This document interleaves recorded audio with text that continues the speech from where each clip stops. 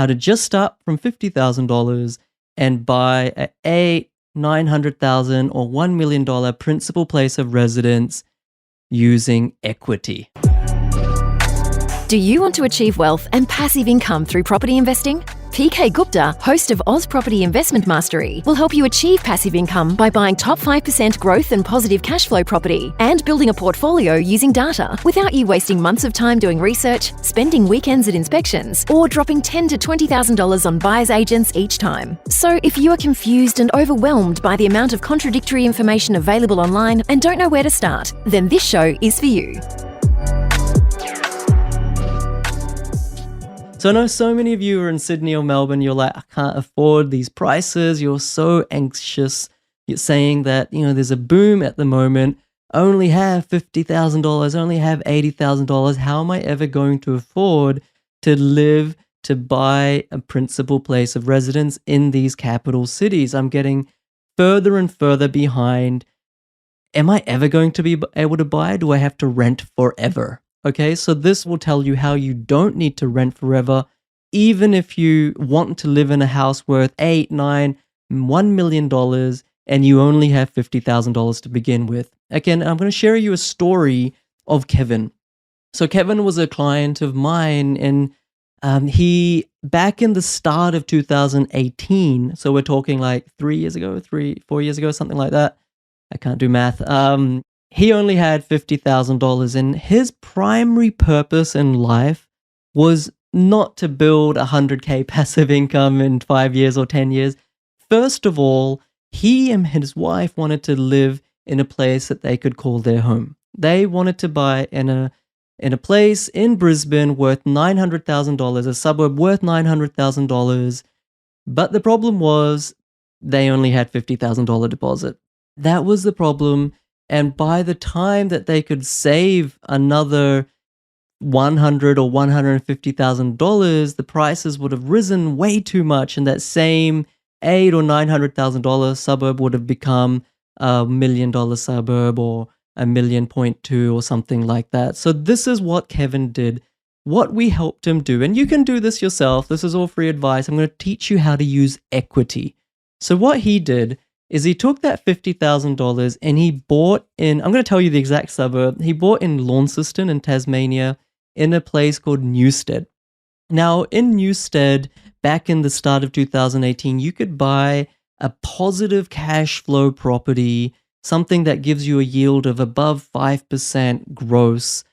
You could buy that at around $300,000. He actually bought this property for $330,000, okay? And for $330,000 property, investment property that is, he only needed $50,000. He got a loan of 88%, okay? And I've done other videos on why you don't need to put down a 20% deposit. He put down a 12% deposit, didn't need to pay LMI with cash, that just got added to the loan.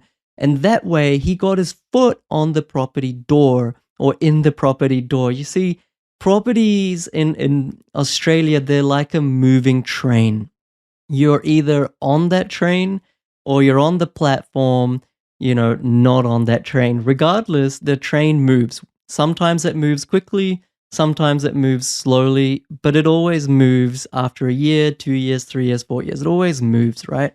The point is to find a suburb, to find a market that is moving swiftly right now. And there's plenty of these suburbs all over Australia. There's not one single market, but I digress.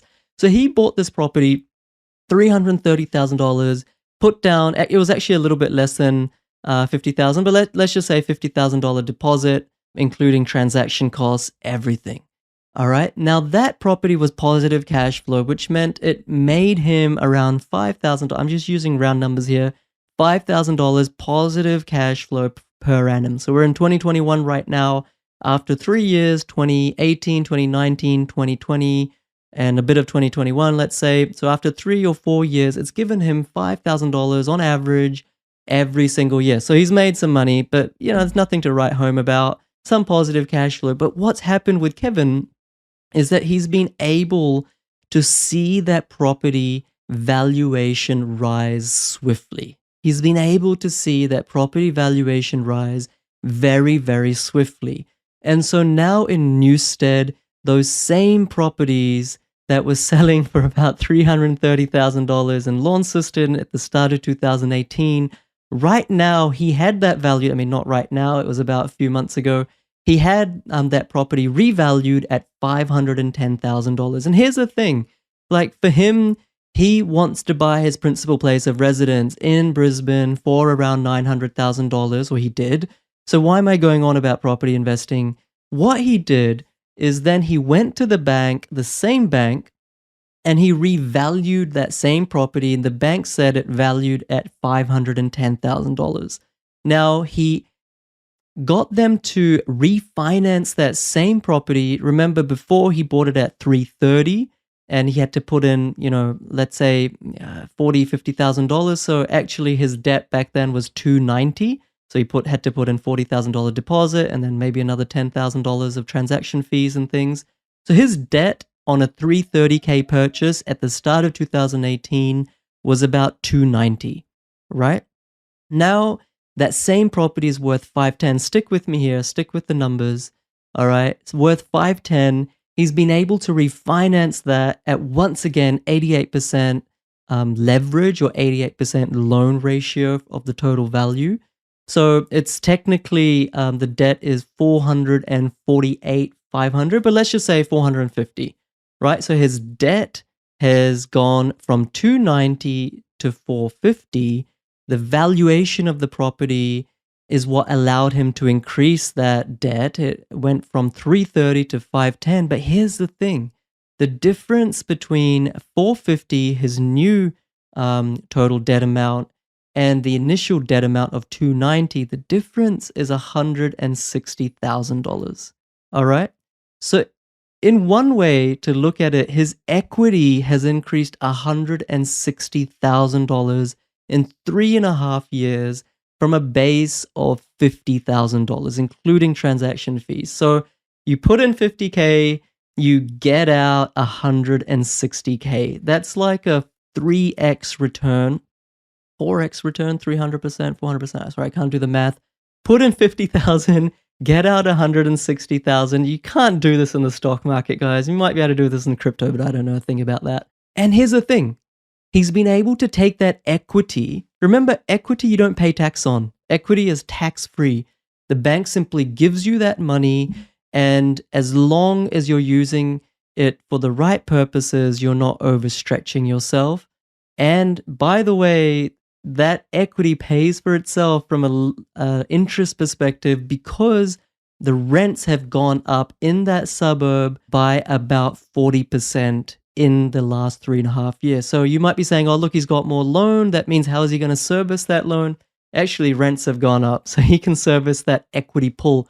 So he can take out the difference between $450 and $290 as equity. So the bank gives him that $160K in cold, hard cash. Now he can go out and buy a GLA or GLC or Maserati or whatever he wants with that. But his ultimate purpose was to buy a home in Brisbane that he could call his pad, for him and his wife. And now he can do that, right? Now he's got a deposit of $160,000. And he actually, just in the last couple of months, he was able to secure a property in Brisbane in a really, really nice suburb around Cinnamon Park, Mount Omni, the area if you're from Brisbane. These areas have shot up like anything in the last 2 or 3 months, but he's been able to get that $800,000, $900,000 property, even though he didn't have the ability to save up $160,000 for that deposit in the last 3 years. If he was relying on saving, if he was relying on his PAYG, him and his wife, they would not have been able to get to $160,000 deposit to execute a $900,000 principal place of residence, right? He was able to do that because the property market in Launceston, Newstead specifically, was growing at a faster rate than he was able to save. And here's the thing, if he hadn't done that, if he had taken on the archaic mindset or the, old school thinking that, debt is bad, I'm just going to save and save and save, and hopefully, at some point muster up enough deposit to buy the principal place of residence that I really want to buy. If that was his mindset, I can tell you right now, around Jamboree Heights, around Cinnamon Park, around Mount Omni, around these areas in kind of south side of Brisbane City Council, he would not have been able to buy that $800,000-$900,000 property. Not only would he have not have been able to buy it, but these areas, they're increasing like $20,000 a fortnight or every month right now, right? The data is incredible for them. So he would have been going further and further and further back. I want to buy my principal place of residence.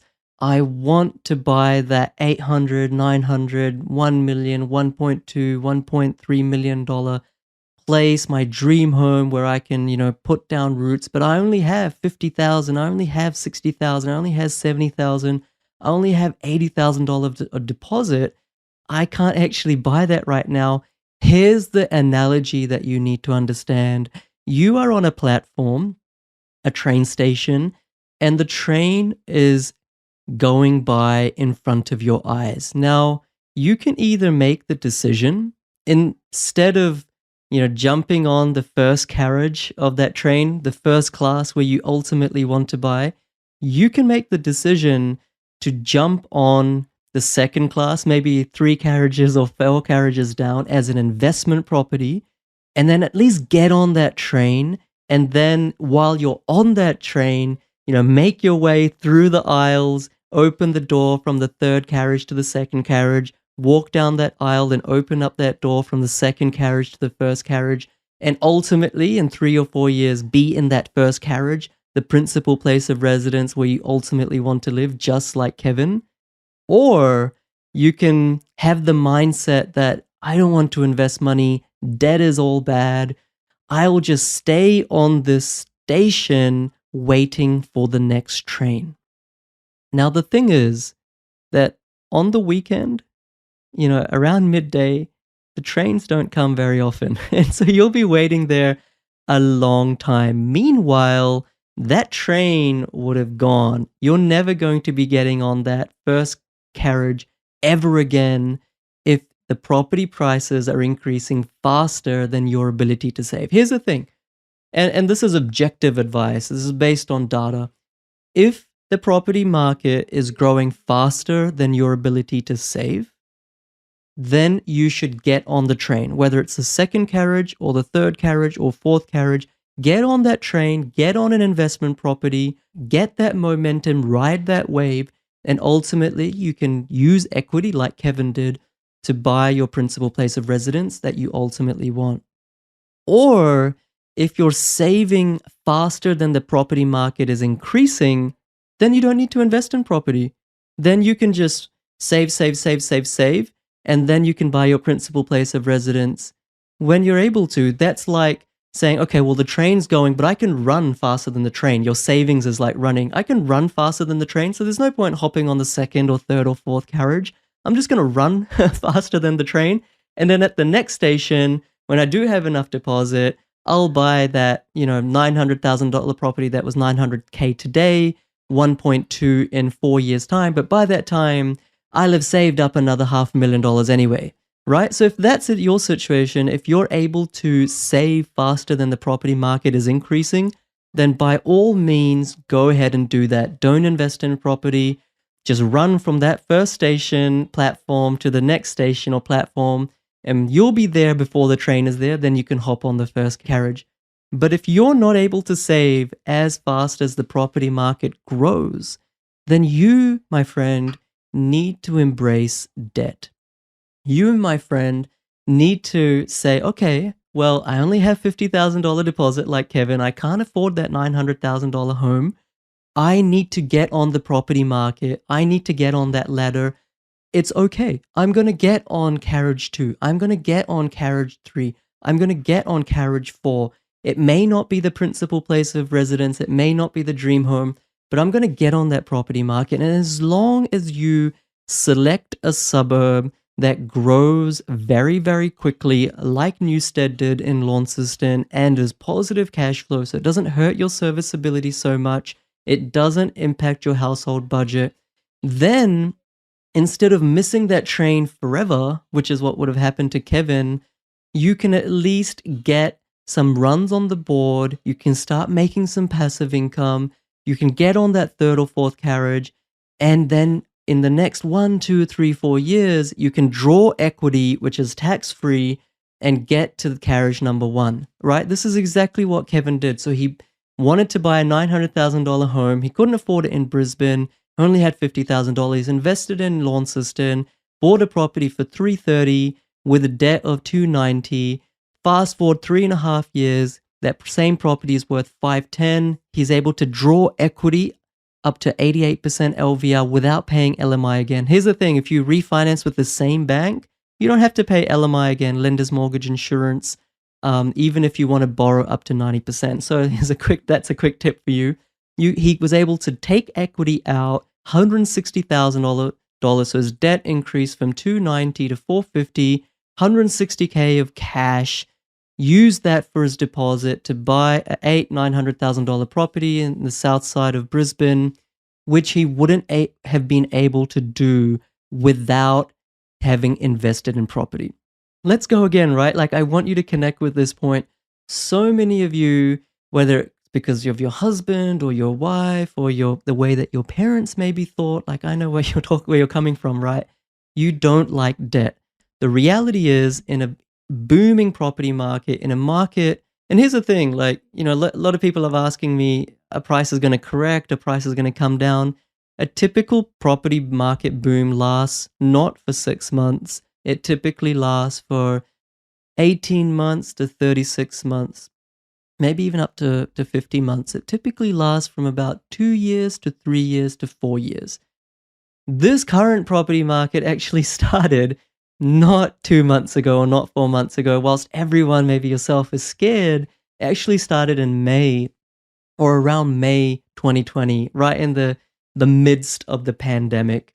So we're about a year into it. It's not going to stop anytime soon. Of course, cyclical, winter's always a little bit softer than summer, but we have another year, we have another 2 years, we have another 3 years left on this property boom. So if you're thinking, I'm still renting, I really want to buy my principal place of residence, but it's just becoming more and more and more unaffordable, I don't want to rent forever, and what you need to consider is buying at least one investment property, and really that's all it takes, even one investment property that's positive cash flow, that gives you a high amount of growth so that you can pull equity from that and ultimately buy your principal place of residence. I know what it feels like. Some of you are in Sydney or want to buy in places like Ponds, you want to buy in places like Schofields, you want to buy places like Box Hill, you want to buy in places like Rouse Hill, like Kellyville North, like Beaumont Hills, but you only have a $50, $60, $70, $80,000 deposit. You just can't buy an established property or a house and land package with a $50,000 deposit or a $60,000 deposit. It's just not going to happen. Please, please, please don't sit on your hands. There's not a sales pitch. You don't need to go with me.